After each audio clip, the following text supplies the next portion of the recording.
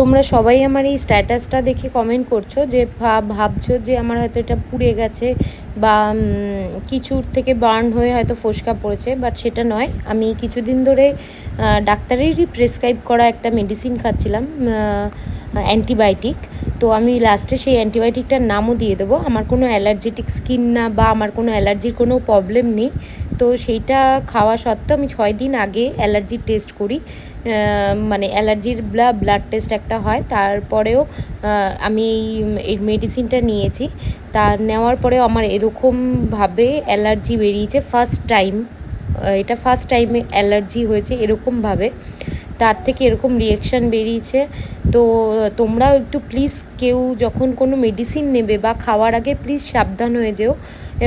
আমার বীভৎসভাবে হাত ফুলে গেছে, পা ফুলে গেছে, প্লাস এরকম দেখতে পাচ্ছ এটা আমার রিসেন্ট করা একটা ভিডিও যেখানে আমি লোশনটা লাগিয়েছি।